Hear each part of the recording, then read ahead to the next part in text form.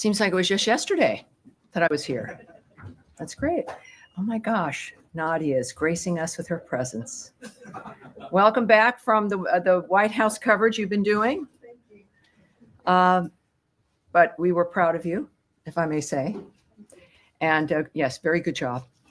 And not a lot of people would be as composed. I certainly am not when I'm there and talking to him. Yes, very impressive. So I do have a few comments for you as we begin the briefing here today at State. To begin, an update on the situation in Syria. The United States unequivocally condemns this violence. All parties must step back and engage in meaningful dialogue that leads to a lasting ceasefire. Well,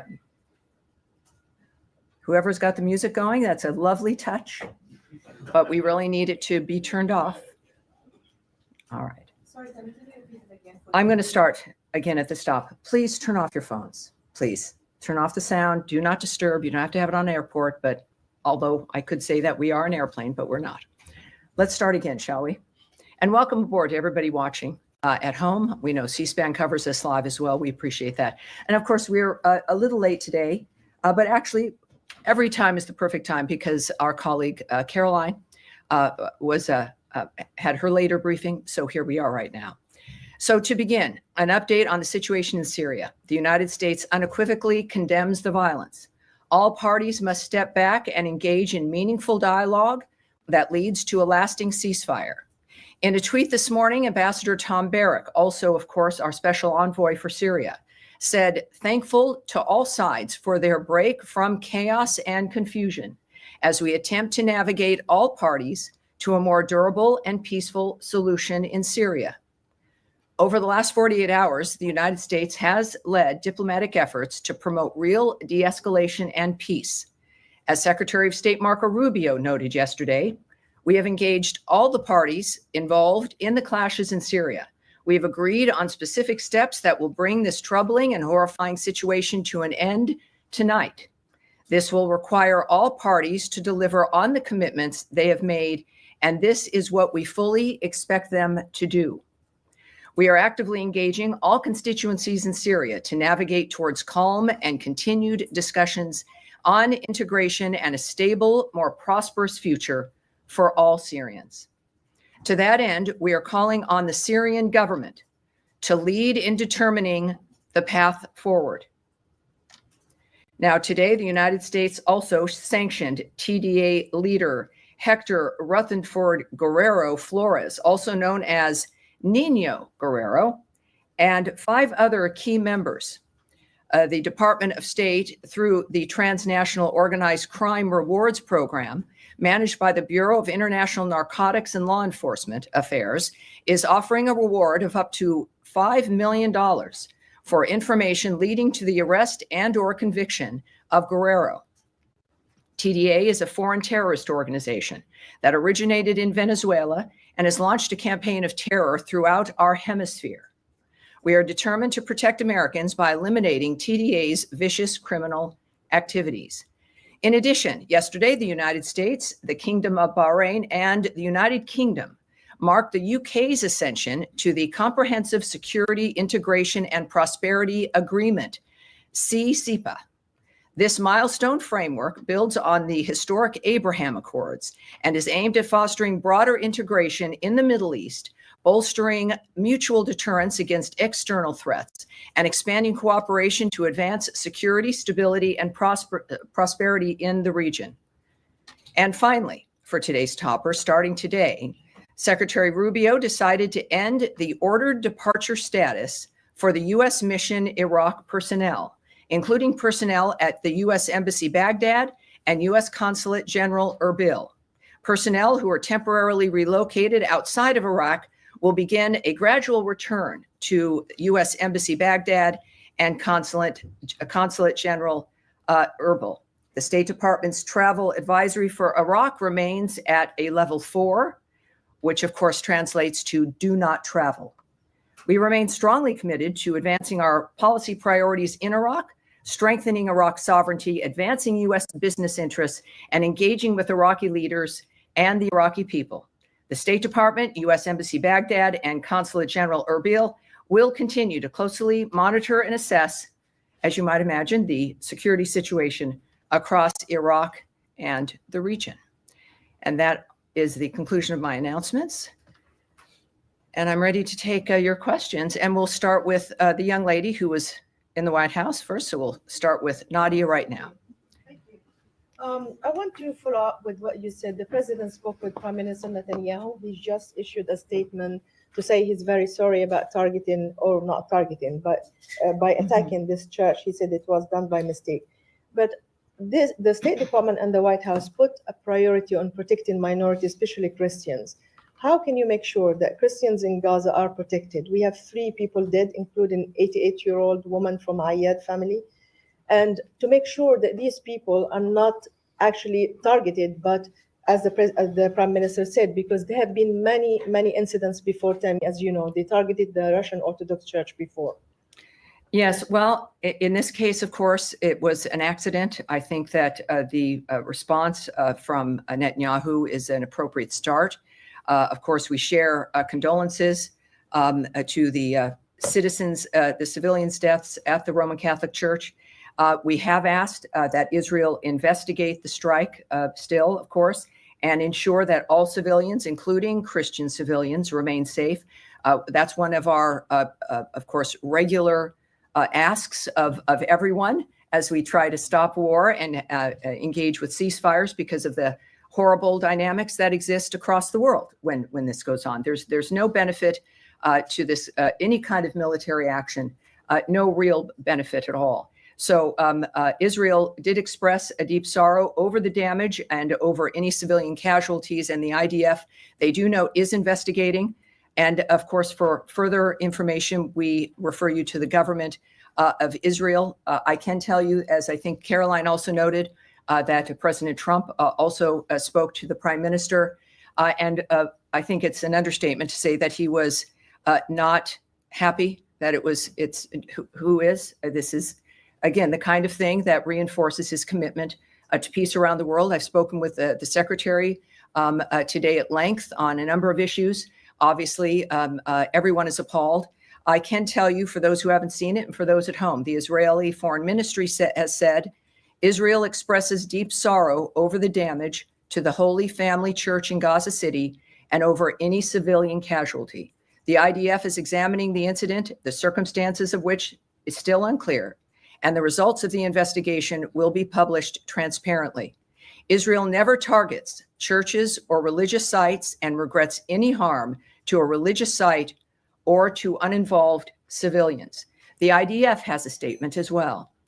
The IDF is aware of reports regarding damage caused to the Holy Family Church in Gaza City and casualties at the scene. The circumstances of the incident are under review. The IDF makes every feasible effort to mitigate harm to civilians and civilian structures, including religious sites, and regrets any damage caused to them.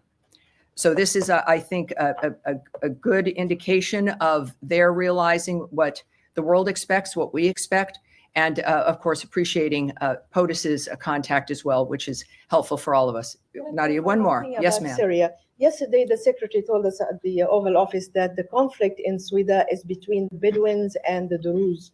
Do you rule out any involvement of foreign fighters or ISIS fighters in what we have seen, witnessed in the last 3 days, including atrocities against civilians? Well, there will be some continued, obviously, there will need to be some continued investigation of the nature of what's occurred. We saw, of course, the president and the secretary note, both of them, that they've been involved. And certainly our special envoy, Tom Barrack, is also, of course, the ambassador to Turkey. And we know what we know at this point. Clearly, there has to be more investigation into the nature of how this started. But ultimately, the discussions have created a dynamic where the Syrians have withdrawn. Israel has not continued. That has ceased. And of course, there continue to be skirmishes. This is a rivalry between the Druze and the Bedouins. That's, I think, 400 years old. This is, though, one of those challenges that, if perhaps confronted in the modern age, with new possibilities of living together, that is the kind of thing we now know must be addressed. So we've had some success You heard in my topper the Secretary's continued optimism, and Ambassador Barak, of course, is returning and will be involved. And of course, I can tell you also that we unequivocally condemn the violence that has unfolded there. All parties must step back and engage in meaningful dialogue that leads to a lasting ceasefire. Of course, we know those lines from various other locations, but we also have committed to them. And we engage with them as we are also in this case. Over the last 48 hours, the United States has led the diplomatic efforts to promote real de-escalation and peace. We are actively engaging all constituencies in Syria to navigate toward calm and continued discussions on integration and a stable, more prosperous future for Syrians. And that continues. That has been the mission of Envoy Barak, and it remains the mission of President Trump and Secretary Rubio. All right. Yes, ma'am. Humaira. Hi, Tammy. I just want to understand, my colleagues asked about this yesterday, but did you guys get to the bottom of the misunderstanding that Secretary Rubio talked about yesterday? We see it in a different wording again today in Ambassador Barak's tweet or post. Confusion. What was this misunderstanding, and did the U.S. government intervene in a way to assure that this misunderstanding will not happen going forward again? You seem a little skeptical, but I don't know if I know some people at home can see some of the reporters here in the first two rows. I guess that's a prerequisite in this job. Yeah, yes, perhaps it is. But for those who don't know, the language from Ambassador Barak's tweet: thankful to all sides for their break from chaos and confusion as we attempt to navigate all parties to a more durable and peaceful solution in Syria. And I noted to you already the language from the Secretary. The confusion, as was conveyed to me and was, I think, generally understood, was this ancient rivalry between the Druze and the Bedouins, and violence ensuing. The Syrians moving to that area to quell and stop that violence, and the Israelis who see that occurring to the Druze community and their concerns, then entered what they assessed was something larger than what, or even not what it was at all. I am not a party to the full discussions or to the details of obviously of all of these groups and nations and what their choices were. But when the Secretary chose and the President chose to use the word miscommunication or misunderstanding, obviously here now from the Ambassador, chaos and confusion. The good news is, the story is, it stopped as within the management of that larger conflict. Again, there's still skirmishes and other issues that, as we've also noted, the Syrian government is going to have to lead. But obviously there'll be other involvements, but lead into this de-escalation and to the stability. So this is a reminder, and you weren't here, but as I noted to one of your colleagues who asked as well yesterday, that this is a region and certainly a nation that has been unstable, which is why we talk about stability, for generations. There have been rivalries for hundreds of years. We are optimistic people. Humans tend to be that. And our effort is to try to bring this together and to stop it. The answer to whether or not there's hope is the fact that there has been a response, that the parties have acquiesced and are dealing with that response, and that we are committed to seeing this problem that emerged. And now we know what to work on to make sure it doesn't happen again. Right. My follow-up to that is related to something that you just said. U.S. is pursuing stability in Syria, as far as I can tell, lifting of the sanctions. And I promise you that's what we're pursuing. Right. Yes. So does it support Israel carrying out these military operations when it deems necessary? I can tell you regarding Israel's intervention and activity is the United States did not support recent Israeli strikes. We are engaging diplomatically with Israel and Syria at the highest levels, both to address the present crisis and reach a lasting agreement between the two sovereign states. President Trump has outlined his clear vision of a prosperous Middle East and stable Syria at peace with itself and its neighbors. Peace among neighbors, including Israel and Syria, is a critical component of this vision. So I won't speak to future conversations or past ones. What we're dealing with now is this particular episode, what was required. And I think we've been very clear about our displeasure. Certainly the president has, and we've worked very quickly to have it stop. All right. Yes. Thank Really? you, Tammy. Just back to your topper on Syria. You mentioned you condemned. And let's stick with Syria for a bit while we're in it, just so you know, and then we'll continue on, of course. Go ahead. You mentioned that you condemn the violence. Are you specifically talking about the Druze Bedouin All the violence, or also all the violence. Israeli strikes? Clearly, this started between those two groups, and what we know is that violence erupted.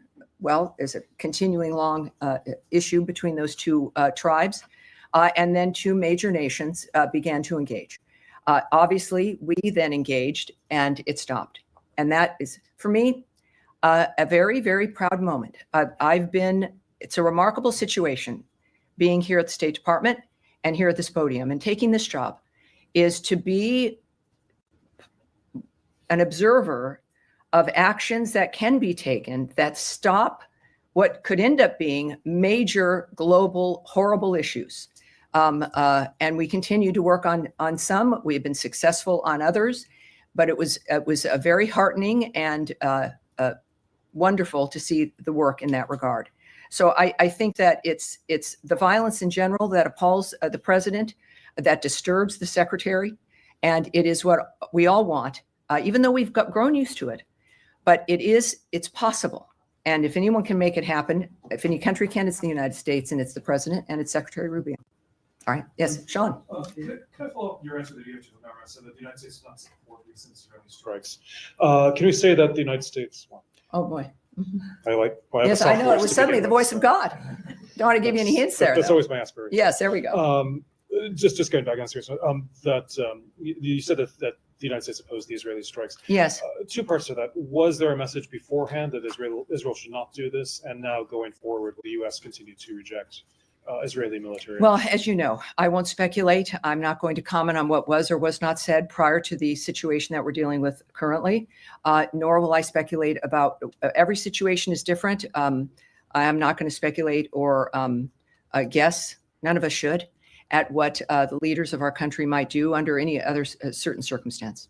Well, just also at the beginning, you were talking about how Syria and the Syrian government needs to lead a future path. I forget Yes. the exact words. But is there a long-term solution? I mean, you mentioned that the United States helped diffuse the situation, but this is essentially the Syrian forces leaving part of what is part of Syrian territory. Are you seeing a long-term demilitarization? Is that what the U.S. Well, I know it's about Syria taking the lead in determining the path forward.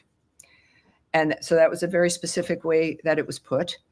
And I can't, I think there's a few people who have an idea of what's possible in what seems to be maybe an impossible situation, but we don't see it that way. And I think that's where new ideas, new solutions can emerge, is when you don't give up to what you think is impossible. So I can't comment on what the strategy would be, what individuals imagine. It is a region that is ancient, and the people are ancient, and it is the modern world. And I think that we now provide a chance, our generations do, to have a different kind of path forward. Just one more point on that. All right. I mean, one of the points that Israel is making is that there are jihadists involved in this, and that some of the violence has been against Druze.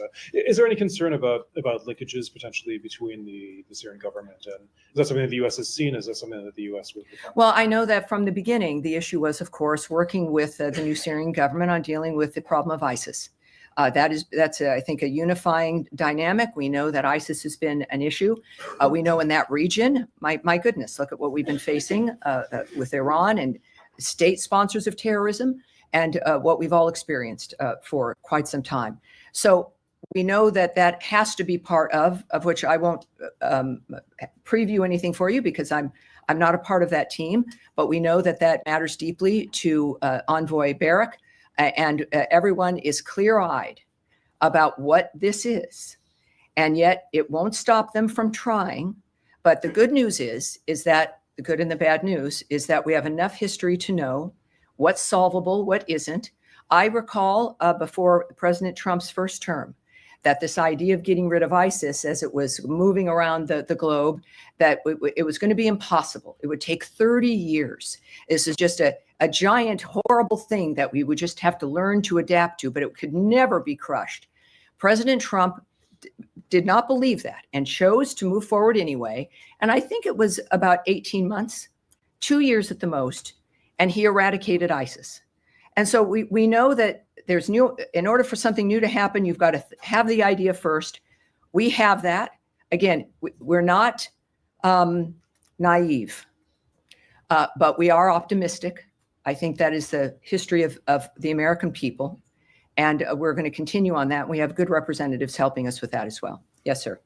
You said that the US didn't support the Israeli strikes, and you were asked about any conversations beforehand, but what about afterwards? I mean, Caroline Levitt had said that the president called Prime Minister Netanyahu, or they spoke on the phone today, in which he condemned the strike in Gaza. But was that lack of support for the strikes on Syria, was that also conveyed to Prime Minister Netanyahu? Well, I don't know. I wasn't on the call. We were not informed of those details. Caroline had what she chose to share with you. But so I won't get ahead of guessing what the conversation was. Just one other Yes. question about, I mean, you've said in the church strike, you've asked Israel to investigate that. Ambassador Huckabee said yesterday that the US has asked Israel to investigate the death of Saif Musaleh, the Palestinian American who was Yes. killed. And yet in the same 24-hour period, he tweeted that there was a travesty of justice by the in terms of the investigation of Benjamin Netanyahu. He called them the insanity of out-of-control prosecutors. So I'm just trying to understand how a system that appears that you don't have faith in over the investigation of Mr. Netanyahu is good enough to investigate the deaths of Palestinians. Well, I would not want to characterize the ambassador's comments, but they were his remarks. If you want him to elaborate on those, you can. What I speak to here is the mission and the statement and the actions that the State Department and the President of the United States has taken and that the government is taking. And not just these two issues, but our overall view and vision of what's going to be important in the world and how we react to it. So I'm not going to characterize or place the ambassador's comments in any kind of context. That was his retweet of the president. Yeah. Well, it's not where I'm going to go. It's not what we're discussing today. Right. All right. Yes. Yes, Michelle. I have a different topic. Well, do we have any more Syria? All right. We'll come back. So, Michelle, you'll be the start of that. Yes, sir. Yeah, thank you so much, Tony. On the path forward and also the long-term solution, which Sean asked you. Do you believe that the only path forward in Syria is that the all constituency or the minority group is to integrate with a centralized government, or have these escalation, the recent escalation, changed your view? And do you think that federalism or some sorts of autonomy is a viable solution for the current situation in Syria? Well, part of starting something like this so new is I don't think it's really ever happened before, is looking at the nature of what works and what doesn't. Clearly, the people of Syria view themselves as Syrians. That is part of, I know, what was discussed earlier, the nature of how you're going to have a government like that and for that nation be able to represent and include everyone. The issue was including them.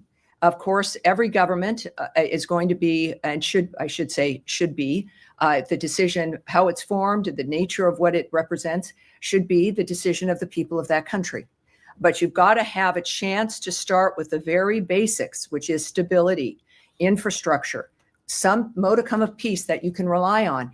And we expect, again, there's been instability. So the stability part, you work on and you assess it as it continues, and then you see what needs to be addressed. And that's what we're helping with. So it clearly is going to be up to the Syrian people. But the way that it would work is that because we've seen the history of when everyone is not included, of what can happen. But that is, again, this is where the negotiators, those who are wise enough to be envoys, who delve into this, which is the hardest work in the world, we'll leave that to people like Ambassador Barrack and President Trump and Secretary Rubio. Yeah, help if I understand you correctly. Does that mean that the US is not opposing federalism or autonomy for the Syrian future? I'm not going to comment further than just the theory of trying to get some stability here and the inclusion of the people who are in Syria, without going into at all what the details might be or what choices might be made. That's not my place, so I won't comment on that. Saeed, are you with Syria yet, or no? All right. Yes, sir. Yes, thank you, Madam Bruce. Ahmad Shahidov. My question is about the very most discussed topic in South Caucasus. There is an ongoing discussion in South Caucasus about the opening of Zengezur corridor between Armenia and Azerbaijan, and many All right, believe. so we'll stick with Syria for the moment, and I'll come back to you. I know that's a large issue, but we will do that. Oh, yes, there we go, right there in the middle. Yeah, thank you, Tommy. It's still about Syria. So how the secretary is happy or convinced that the Syrian government is the right one at the moment for Syria, looking at what's happening with the Israeli and the Druids? Well, again, I would just caution in any dynamic that is this fluid and changing, where it's new, it's the kind of new idea and commitment brought by the United States and President Trump. I would caution to not see something that occurs that has been by our government characterized as a mistake or a mischaracterization or a misunderstanding in the midst of something that is also part of a 400-year-old tribal conflict. But the story is, it was stopped. We were able to stop it. We know that it's not going to be utopia the moment we all agree, let's do this, and then it happens. It's the idea, and then it's the implementation of that idea, and that is the commitment of Ambassador Barrack, and of course of our leadership. So I would say that the issue is whether or not there would have been a response to this, whether or not there are relationships and partnerships that would listen to each other. And it occurred. Obviously, there's more work to do, but it's worth doing. And I think that's our approach. Yeah, follow up only. And if I may, Tommy, thank you. And how concerned is the secretary that these clashes, let's strike, that the Israeli had in Damascus may jeopardize the potential peace deal between Israel and Gaza? Well, this is a whole region that has, it's ancient, the beginning of time, with clashes throughout and with miraculous governments throughout, just like the rest of human history. We're looking at this clearly. There's Ambassador Barrack. We have a very specific conversation going on about Gaza and Israel's situation. Certainly, we have Russia, Ukraine, and other aspects where there's new peace deals, new ceasefires that we also discuss. But let's not conflate all of them. There are different situations with different triggers, different dynamics. And that's why we look at each one differently, and we're working on each one with a different goal that is particular to that situation. All right, now, so we will go. Let's go to Michelle. We'll go to the rescission package because All it right. includes a lot of money for the United Nations. I'm wondering if it's going to affect UNHCR's efforts to resettle Syrians back into Syria, which they call this a historic moment to do that. And I also wonder, there's big cuts in peacekeeping, and it includes some language that is critical of the peacekeeping mission in Congo. Yet the peace deal that you guys negotiated relies on the UN peacekeeping operation in Eastern Congo to help implement it. So I wonder if you've changed your mind.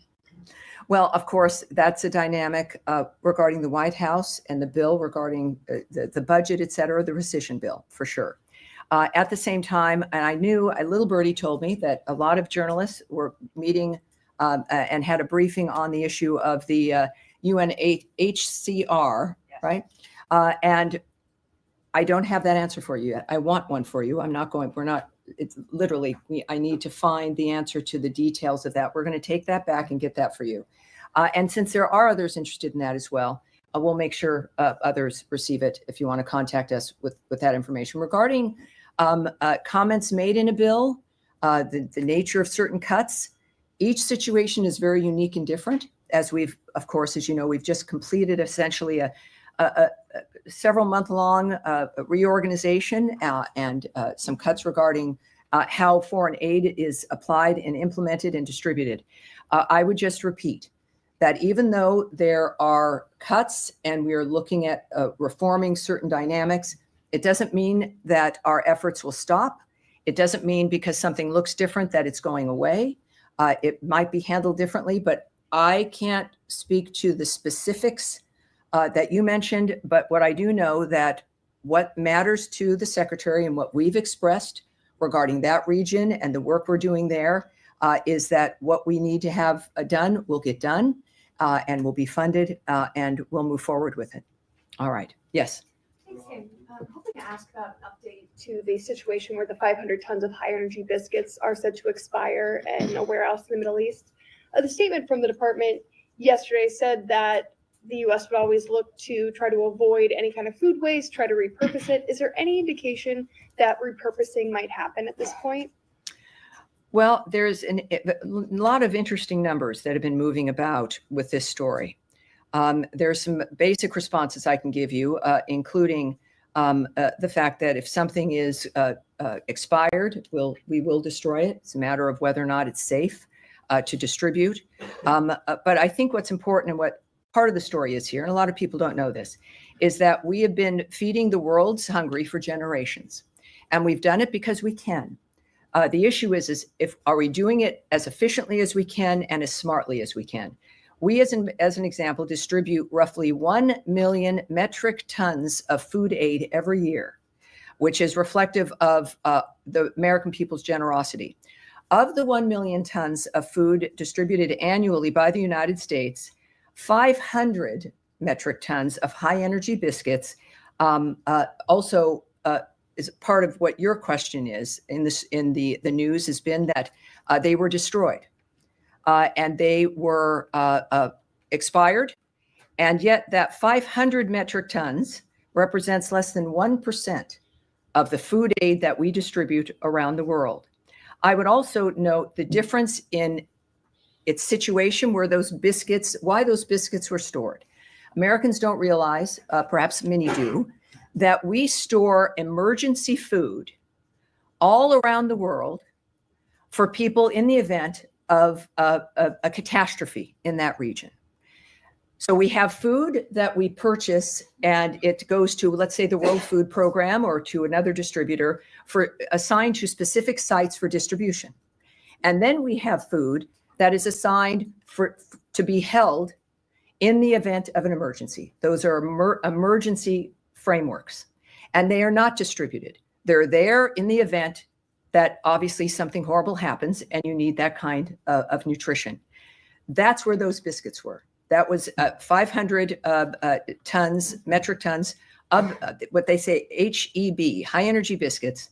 And that is less than 1% of the food aid that we distribute, as I've mentioned. The best analogy I can use is that I think most of us have, I do, I'll just refer to myself, a lot of batteries in a battery carrier that I don't use, that they're there in the event of an emergency and the electricity is down, and I know what needs batteries and what doesn't need batteries. And if you wait long enough and there's no emergency, they start to do weird things. They start to sometimes bubble over and get a little corroded. That's why you should use candles. That's right. Candles, perfect in earthquake country also. Yes. Batteries, though, we have them. They're situated. Other survival stuff, you situate it, and then you have to get rid of it if fortunately you don't have to use it. That's this story. The story here is the nature of the commitment of the United States to food aid, which we all commit to, but also still, like everything else, doing it more efficiently, with less expense, but with the same framework. So yes, I mean, there's a dynamic there where we're going to destroy and we have before the emergency food rations in particular that might expire and then replenish that. So also. All right, well, we'll finish her questions and then I'll come to you, Matt. Yeah, We're we'll just finish. Go going to say ahead. that Deputy Secretary Regas did say yesterday on the Hill that this was something that he found distressing. He said it appears to be a failure. Just this dynamic here, is there any effort within the department now to look at expiration dates at those warehouses around the world that are hosting these high energy biscuits and make sure that a dynamic like this doesn't happen again in the spirit of efficiency? Yes, DMR Regas, he's a deputy secretary here at the State Department. He said a number of other things indicating, and I'll read part of his testimony to you as well in this regard. He said, we're still the biggest giver of aid anywhere in the world by far. So this is a media account. So I'd want to look into, forgive me if I don't take everything in the media that's reported as 100% factual, but I do want to find out what happened here and get to the ground truth. So the fact is that what I've described to you is the case. The numbers that are being reported are wildly incorrect. Without the context of what the food is there for. It is, considering the nature of the situation, I would say that this, if the implication there was that this was due to the USAID action or a pause or something, I would say that that is incorrect. But the deputy, I think, noted the fact that there's a number of things that can affect this, and I've described some of them to you. At the same time, we are involved in looking at all of our systems. That's been the case from really day one. That's been a commitment of the secretary, not just of aid technically and the structure of the building, which we've been just through, changing that for more efficiency. But that is, I think, a hallmark of what matters to Secretary Rubio and something that we will continue to do, which inevitably would address this dynamic as well. But I have to say, for 1%, when you are moving 1 million metric tons of food around the world every year, for 1% to be the factor that has to get destroyed is a remarkable record. And if there is a suggestion that we're not doing it right or we're not doing enough, it is fair to say that we will not be lectured about the issue of food aid or what we do for the rest of the world, being the world's largest supporter of people with food and other aid. We have been, we are now, and we will be.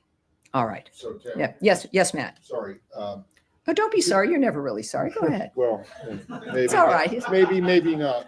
Maybe not. I just, are you making a case that these biscuits were not needed, that there was Oh, no well, that's need for that's them? very clever. No, I'm just trying to figure out, you said- I'm presenting the context that we have stations of food around the world that are specifically aligned to being held for an emergency, while we then distribute 1 million tons of food around the world in immediate need frameworks that are destined for a certain place. It would, and then that gets replenished. So it's not that it wasn't needed. It served its purpose. It was needed. It was needed to be held for in the event that there was an emergency. And that was accomplished, and it will continue to be So accomplished. you don't think there was an emergency in Gaza or? Oh, yes. And you know, it's interesting. We contribute and have aided emergencies around the world through this time. We were not waiting for anything in a holding station. As I don't know, I won't say it again.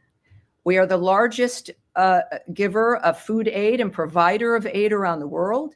Certainly a food aid, 1 million metric tons of food. So it's not like because those biscuits are in the emergency section that we simply went home to watch television. We are the largest provider. We are proud of that, and we will continue to be. Committing that this administration will continue to provide 1 million metric tons of emergency food aid around the world? Yes. You rarely ask me to speculate or on a hypothetical situation. We are going to continue to be the world's largest giver of aid and of food. We are going to be doing it in a smarter, more efficient manner, but it is our nature to do so. And I've said it from the beginning. You guys have heard me. Yes, things are changing. They look different, but we are still in the foreign aid business, and we're going to be better about it. I think that's pretty clear. Saeed, you've been very patient, sir. I think you actually related to Matt's Sure. topic in a way. Yesterday, Tom Fletcher, the UN Emergency Relief Coordinator, and Catherine Russell, the executive director of UNICEF. They basically told the UN Security Council, they painted a horrific picture of how children are suffering in Gaza. They're saying that the war is going on, but the children are bearing the brunt of it. There's about 17,000 kids have been killed since the beginning of the war. They spoke of no water or no clean water. They spoke of waterborne diseases because it's not clean and so on. No fuel. The hospitals are not working. Saeed, we know war is horrible. We know. Yeah, we know. And she said that like on daily basis, 28 kids get killed. Since October 7th until now, on average. Yes, it's horrible. It's horrible. He has a question though. We'll get to it right now. I trust. My question to you. Yes. Is the United States government happy with the level of aid that is going on, the level of water that's going on, the level of fuel that is going in? All right. And or are we likely to see some changes that will yes, impact I understand. the lives of kids? Saeed, in every war, in every conflict that is going on this day, someone is suffering, someone is being killed, a child is suffering, a child is dying. We've seen the images. That is one of the issues we talked yesterday about, the immediacy of media. We now see those images. I remember growing up and we were shocked that we could see some of the footage of the combat in Vietnam. That was a turning point I was a child. I had no idea. My mother was appalled. But things now, you get it on your phone in a moment. We know the suffering. I have this conversation with you, Saeed, every time I see you. We're both, I understand your concern. I've committed my time in this season to address that as well, as have everyone else in this building, as have Americans. We're proud of being Americans because of what we've been able to accomplish for the world. What I can say is that it is, I think you used the word happy. Of course we're not happy. Who's happy with these developments? It's war. It is, while it is common, it is unnatural. It's an obscene display of what humans are capable of. And that is why we work to stop it. And the people who aren't stopping it are Hamas. So when you think about why this continues in the Gaza Strip, and organizations who have condemning the Gaza Humanitarian Foundation and their delivery of over 70 million meals at this point, the fact is there is one group responsible, and that's Hamas. They are still holding dead bodies. They're still holding live people. They are still murdering people. So if the onus is on us trying to move through that obscene environment, and we do what we can, which will never be enough. Saeed, I don't know if it's because you want me to repeat this or if you forget what I say. It is worth repeating sometimes that we understand this, and it's why we do what we do. It's why the president is passionate, why the secretary is passionate, and why I stand at this podium, and why all of you are in this room, because we don't like much of what we see. We have successes sometimes, but of course it's not good enough. And it won't be, because the only time children will have exactly what they need is when Hamas is gone, when the terrorists are not controlling a swath of land, and when peace is generated by a government that its people have chosen and is not based in the inhumane slaughter of people. Yes, sir. All right. So you, sir, and then we'll go. Right. Thank you very much. I have two quick questions. You are aware. Make them not quick. But go ahead. Yes. The militia have intensified their attacks on the Kurdistan regional government's oil fields and on U.S. companies operating in Iraq, action that threaten the stability of the global energy market. These attacks are no different from what the Houthis in Yemen are doing against international trade. What responsibilities do the Iraqi state and the international community have in addressing this situation? You know, obviously that is an issue that we are concerned about. I have put out a statement, which I don't know by heart. I am going to ask Well, where's my Tommy? Is my principal deputy not here? Where did he go? All right.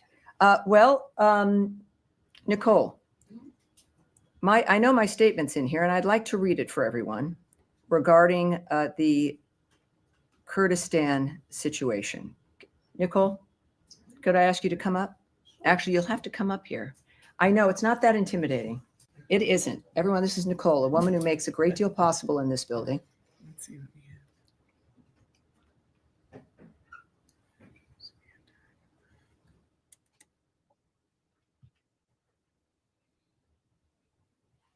She does this for me all the time. Look, and if I can't find it there, I'll upload it. Yeah. I'll upload it for you and give it to you in just a second. All right, great. So we'll get that. We're concerned enough, obviously, to where I issued a statement on the attack, essentially, in Kurdistan. And I do want, because I wasn't able to answer it yesterday, and I do want to get that to you. So I'm going to come back to that. Did you have a second question, sir? Second question, on Friday in the Kurdistan regional government, some PKK members surrendered their weapons as a goodwill gesture in support of the peace Yes. process in the Turkey. Yes. What is your position on So this? we're aware of the videos of the members of the PKK, which is the Kurdistan Workers' Party, burning their weapons in a public ceremony, as we know. So that's very important. They wanted people to see them actually doing it. That was in northern Iraq last Friday. We consider the PKK a foreign terrorist organization. So any move to lay down arms and remove that threat is a welcome step. And of course, we know that the SDF remains a great partner in the fight against ISIS. And now it's time for them to integrate into, is this the same, hold on. Well, this is moving more back into Syria. So we're gonna wait on that. And I think you found my statement on the other issue. Thank you, Matt. I appreciate that. This is, I didn't used to have to do this when I was 20. Many of you have to do this. The United States strongly condemns the drone attacks that have been targeting oil fields in the Iraqi Kurdistan region since July 14th. These attacks imperil Iraq's stability and economic future. The government of Iraq has a duty to protect its territory and all of its citizens. These strikes target international companies that are working with Iraq to invest in Iraq's future. The United States remains committed to our partners across Iraq who are working to build a stable, federal, and sovereign state. All right. Yes, go ahead, Eric. Thank you, Tammy. Two questions. We saw Secretary Rubio's very important meeting with Foreign Minister of China, Wang Yi, last Friday in Malaysia. Secretary Rubio said it was very constructive. We're now reporting that the president of Taiwan plans to transit the United States next month. And I wanted to ask if there's any concern about expected or foreseeable Chinese reaction, because we've seen in the past, for instance, in December, when the president transited Hawaii and Guam, we saw China's largest naval deployment in years along the first island chain. And is there any concern that at a time when, coming off of this high of the secretary's meeting with his counterpart, that the presence of the Taiwanese president will somehow be counterproductive or disturbing to this point that's been reached? Well, I think you mentioned that they had met, and I would refer you back to his comments following that meeting. He stated that this was not a warning meeting and that the discussion was constructive and positive. And I remember his attitude, and I appreciated that. And also, he noted, I want to reiterate that transits by the Taiwan president are fully consistent with our longstanding policy and practice. I don't want to necessarily attach that to the secretary. I'm not sure that that's what he said, but that is the case. I would also say that transits of the United States by high-level Taiwan officials, including presidents, are again in line with past practice and fully consistent with our longstanding policy. And such transits are undertaken with consideration for the safety, comfort, convenience, and dignity of the passenger. All right. Sorry, All right. second Yes, go question, ahead. Tammy. All right. But I'll be back to you in one moment. Ukraine, if I may. Your colleague at the White House spoke to the president's expectations following his 50 days deadline. My question is about Russia's reaction in these 3 days. There's no sign of any different, behavior. Instead, they did, issue a nuclear threat. They questioned president's motives. And Russian foreign minister today said that we are not accepting any threats. So what makes the president, the administration, believe that next 47 days will be any different? Well, I can't read their mind. And, I won't begin to try to think of what they might be thinking. I don't know what I'm going to be thinking tomorrow. You never know. But what I can say is that obviously they've expressed their displeasure with how things have been so far, which in part led to this new structure that we're looking at, including the 50 days. Regarding any kind of nuclear commentary or preemptive strikes, et cetera, let's just say that rhetoric does not improve regional security. And of course, as President Trump has said, the word nuclear should not be treated casually. And we have seen these kinds of reckless and unhelpful statements before. So it's not something I can preview for you regarding what might happen or might not happen. But the good news is that the world knows the nature and the attitude and the values of President Trump and the secretary and of the American government. And we also, of course, remain committed, as we have, to Ukraine and to ending that situation peacefully, hopefully through diplomacy, as the president has been committed to. I'll go right back. On that line, last week, this day, the secretary met with Lavrov, and he signaled, quote unquote, new, different approach from Russia. The fact the president moved forward with his own, deadline, does that mean that you guys have rejected what Lavrov offered? I can't speak to that. I can't address that at all. But I would caution again, drawing conclusions because of what someone else may have said, or if a phone call happened. These are very deliberate individuals, the men and women making decisions, engaging in these things. We know what's at stake. We know why they're doing it. It's about life and death, and who's alive today, who might not be tomorrow. They're aware of everything, and the choices they'll make will be the right choices. And we'll go right back to Eric here for his last question. Thank you, Tammy. On the same topic of Ukraine, we've seen the president earlier this week. He had Secretary General of NATO in the Oval Office. I know that he often repeats that this is that he views this as Biden's war and a war that wouldn't have happened had President Trump been president. But do you think that we're seeing any kind of a pivot or a greater investment from the Secretary Rubio and President Trump in the outcome in Ukraine, particularly since the NATO meeting, and this idea that 6 months in, his view is stated many times is that the war would not have happened had he been president. But now 6 months in, there's an opportunity to make an impact or to own the future of what happens in Ukraine. Well, I know that the first thing that drives the president and that the cabinet, including the Secretary of State, follows is the vision of the president and how to approach these issues in which they agree. I can just reiterate for people from the president who said on the 14th, we're very, very unhappy with Russia. I'm disappointed in President Putin because I thought we would have a deal 2 months ago, but it doesn't seem to get there. I speak to him a lot about getting this thing done. And I always hang up and say, well, that was a nice phone call. And then missiles launch into Kyiv or some other city. And after that happens 3 or 4 times, you say, the talk doesn't mean anything. So that is the president speaking quite transparently about his assessment of things, allowing the American people and the world to understand that his patience, he is a very patient man, and he's a realist, and he's going to be honest. And the arrangements and the conversations, certainly with Secretary General Rutte and NATO in general, the plans in which to make sure that Ukraine has what it needs defensively. But I think the president is someone who will make these decisions and continues to approach it aggressively so that his vision of this conflict ending will come to pass. And that is it. I had the army. Thank you very much. You normally sit, Michelle from NPR. You're normally way in the back. And I was thinking, well, this is, you must. I get more attention to the people in the back. Yeah, well, that's what you've always said. You've always said that. All right, so this is something that, of course, we do want to address. So if we could start again, and we'll we'll answer your questions. Yes, sir. Go ahead.